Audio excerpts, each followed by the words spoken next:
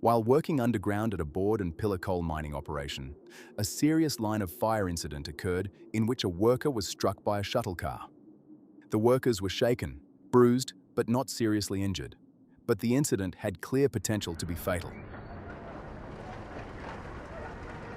Prior to the incident, a continuous miner operator and a cable handler were in the process of repositioning the continuous miner for the next cut. During this maneuver, the continuous miner contacted the left-hand rib and damaged a ratchet strap that was securing the rib protection bollards in place.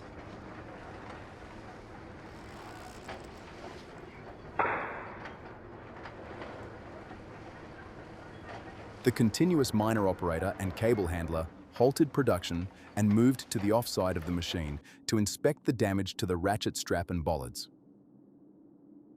At the same time, one of the shuttle cars operating in the area positioned itself at the corner, remaining outside the continuous miner's loading path and out of view.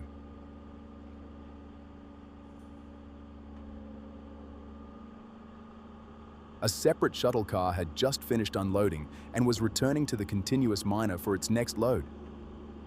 The shuttle car operator was unaware that this unplanned inspection of the damage to the rib and bollards was underway and began traveling toward the continuous miner as normal to collect coal.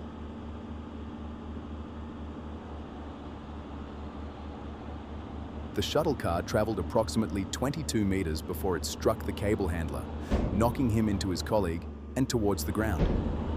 Luckily, the shuttle car coasted to a stop just before it would have run over the cable handler's legs, avoiding what could easily have been a far more serious and potentially deadly incident. Paramedics attended and assessed the workers, with one transported for further medical assessment before later returning to work. There are several contributing factors to this incident, including line of fire. The continuous miner operator and cable handler placed themselves in the shuttle car's line of fire while inspecting the damaged bollard. Communication. There was no positive communication or verbal confirmation before the continuous miner operator and cable handler changed position. As a result, they moved into what would normally be considered a no-go zone without the shuttle car operator being aware. Proximity detection. Importantly, proximity detection systems were not in place. These systems are being used by mines in Queensland to effectively reduce shuttle car risk. RSHQ encourages mines to assess the use of these systems at their sites. Camera systems. Shuttle cars were not equipped with standard AI or infrared camera systems. Blind spots. Shuttle cars are known to have extensive blind spots that must be actively controlled. An accumulation of coal buildup, combined with the inherent shuttle car design, significantly limited the operator's line of sight. Raised tail. The continuous miner tail was raised and biased to the right-hand side of the board, indicating the machine was ready to begin loading. Alarm systems. The shuttle car tramming alarm, also called the Banshee alarm, was the same tone as pre-start alarms on the breaker feeder and continuous miner.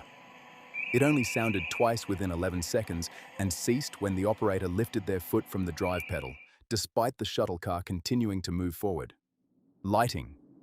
A stationary shuttle car was facing the work area with its lights on full beam, illuminating the intersection and reducing contrast, which limited the visibility of the moving shuttle car's approach. Sound. Background noise from the conveyor belt system and breaker feeder masked the alarm. During reenactment, it was difficult to detect both the direction and proximity of the moving shuttle car as it approached. Shuttle car incidents have previously resulted in fatalities, so sites must act to reduce risks as low as reasonably achievable.